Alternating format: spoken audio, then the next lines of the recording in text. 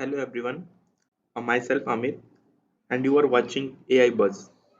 Today in this video, I will be teaching you about the linear regression model with the help of one example. I am taking this data set, that is graduate admission data set. You can see the content of the data set. So these are the various features we have, and this last one is the chance of admission. So this one is the label. So let's get started. So I'm assuming that you know the basics of the linear regression, the theory part and the math behind it. What is the line that is y is equal to ms plus c, where m is the slope and c is the intercept. So this is our problem statement.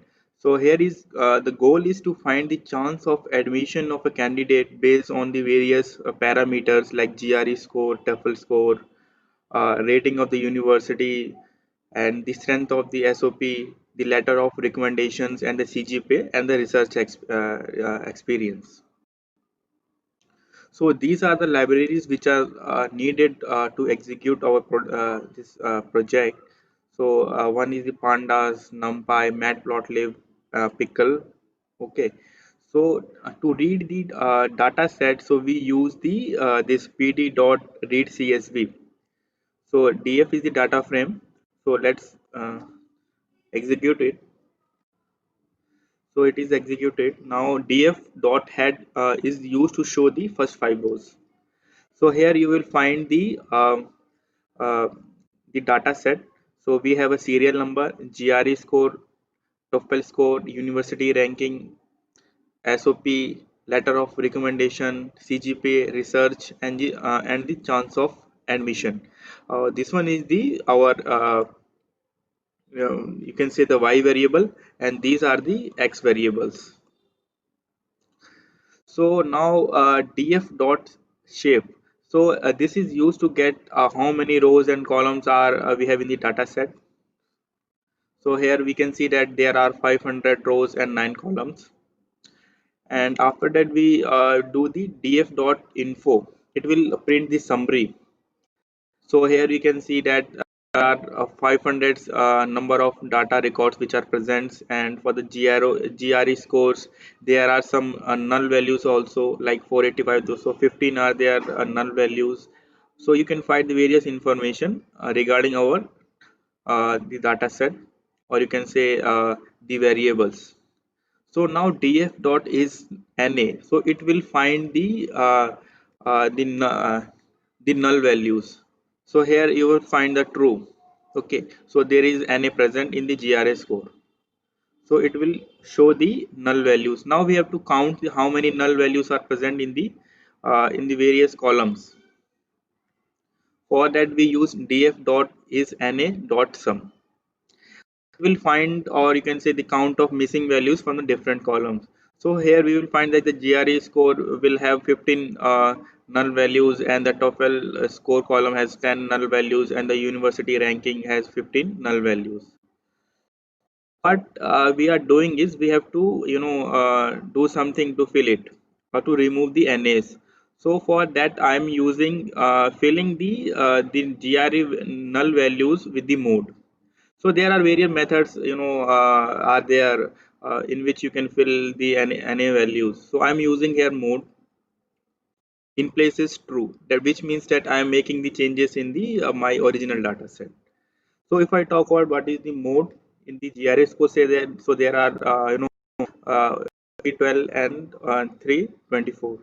So I'm taking the help of this one. So I'm using here 0 index column, which means that I'm using 312 as a mode. So I'm filling the NA values which are present in the GRS score. So running this command, so it is executed. Similarly, I'm doing for the TOEFL score. So here for the mode is 110. So I am filling the NA values in the TOEFL score by the 110.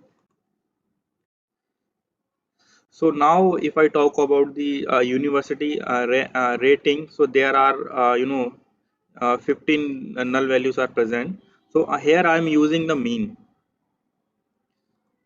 So I'm using the mean to fill the any values. Now after all these things, just to check the data frame. So this is our data frame. So we can check whether the result, we can check the result whether now all the null values should be gone. So you can find that df dot is null dot sum, now it is showing 0 0, which means that there is no null, any values present in our data set.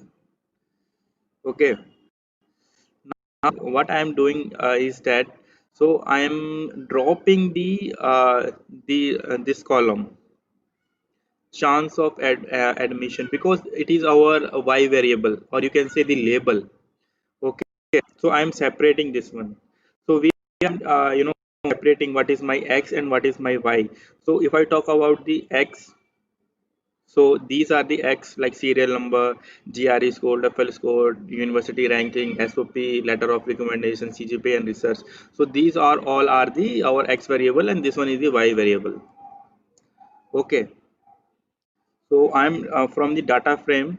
So I am dropping the chance of admission and the serial number, because there is no need of the serial number. So 1, 2, 3, there is no need, there is no significance of the serial number actually. Okay.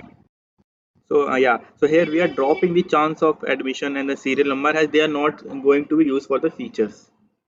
Okay, and moreover, the chance of admission in the target column, so which shows the probability of admission for a candidate. So I am dropping it. So here axis is equal to 1, which means that I am considering the columns by columns. So now if I check about the X data frame, so here you can see that there is no column of the this one chance of admission. So now it is not showing. Okay, so this one all the Python code, so which will show the relationship between all the columns and the label. So here I am plotting a graph.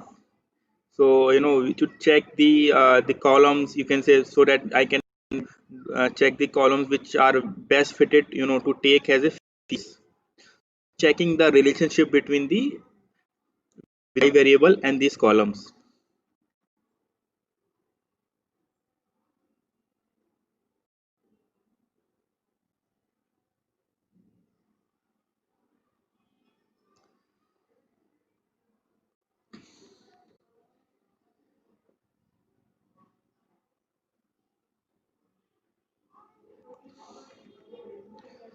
So now you can see graphs. So here we will find this is the y variable, our label, that is the admission chance, and here is the GRE score. So here you will find there is a linear relationship between the y variable, admission chance, and the GRE score. As GRE score increases, chance of admission is also increases. Similarly, we can find the different patterns in the TOEFL score. So it is also showing the linear relationship. So now if I talk about the university rating, suppose a rate 1, so if so the chance of admission is this one, and if the rating is 2, the chance of admission is 0.09. So it is also increasing. Okay, so now if I talk about the SOP, so we can see if the SOP is 1, the chance of admission is 0.6, and if the SOP is 1.5, the chance of admission is 1. So there is some relationship between the admission chance and the SOP. Now if I talk about the letter of recommendation, so it is also some showing some relationship between the y variable. Okay, so if LOR is 1, so it is the chance of admission zero point 0, the probability is 0.4%, and the one for the 1.5 it is showing zero point 0.8. So you can say there is some relationship between the LOR and the admission chance. So if I talk about the CGPA, so is increasing, chance of the admission is also increasing. So only the research. So suppose if the research is you haven't done any research, then the probability is this one. And suppose if you have done some research, one research, then the probability increases probably. Now this is not this is the so now what I will be doing is I will be taking the help of the sklearn library. So in this case, now I am doing the using the standard scaler. So why to use the this standard scaler is, when we want to scale the data, when we want to standardize the data, if the variation between the data of the data set is very huge, then we have to do the standard scaling. So but in this case, we what we do is we are not going to change the data, just we are using some technique, scaling techniques, like taking logs, square root, and we are not actually changing the meaning. The actual meaning of the data is not changing actually. Suppose I'm taking the example, like suppose if we have a data set like 10, 11, 100, 100, 102, 103. Okay, so you can see the variation is very large, like points 10 and 11, then 100. Okay, and if you're going to take the square roots, then the points become very small. If I take the scaling square root or log. Okay, so what happens now? Machine will understand in a better way the data set if they are having the low variance. So from the sklearn, that is this scikit-learn library. So I am importing the standard scalar. Okay, and I am using the transformation x. This one we have taken the x now. So x level data, sorry, x data. So from so I am transferring the data of the x. So if I do that, you can see. So this we get the ND array. So here you can see the data is 1.85, 1.77.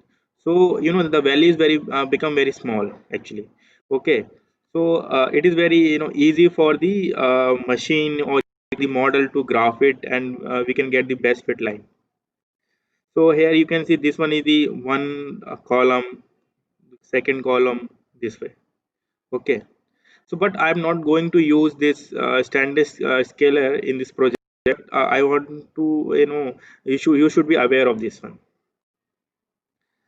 Then comes the training and testing sets splitting. Okay, so we have a data set. Okay, so what we are going to do is we will divide our data set into the training part and the testing parts. So these test size and random states, okay, these are called the hyper parameters. So actually the data scientists need to be they have to by hit and run method, they have to define it actually. So suppose I am taking here 33%, then again I have to take 20%, and the model which gives the best accuracy. So okay, so test, you hit and run test, we have to do it and take the best possible accuracy. So in this case, what I am doing is I'm dividing the data into the training X and training Y, and testing X and testing Y. Okay, so here I'm doing is, here I'm taking the test size 33%, which means that the testing data is 33% and the training data is 67%. Okay, this one is the random state is equal to 100. You can put any values over here, so it will data randomly into the training and the testing field. Okay, then I'm building the model. Okay, so from sklearn library, so I'm importing the linear model, and from linear model I'm taking the linear regression. Okay, and I am fitting my this one training data into the linear regression, train X and train Y. So after doing that, the model will find some relationship between the, you can say, the pattern between the data set. So once a second, this one and this one. So now you can see the my linear regression model is created. Okay, so if and then we have to check the accuracy of the model. So this model is created. So in creation of the model, we use the training set data, and for testing, as the name is specified, we use the testing data set we have divided. So now we are checking the accuracy of the model with the help of the testing data set, so which is 2%. Now the model is showing 80% accuracy. Okay, so I'm changing hyperparameter, that is the test size. Okay, now we will see the other results. So now I'm taking the test size at 20%, which means that my testing data will be 30% and my training data will be the 80%.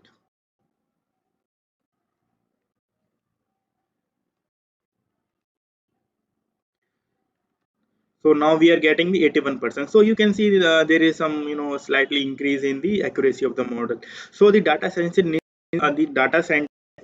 to define these tune, or you can say the tune hyperparameters to get the best results.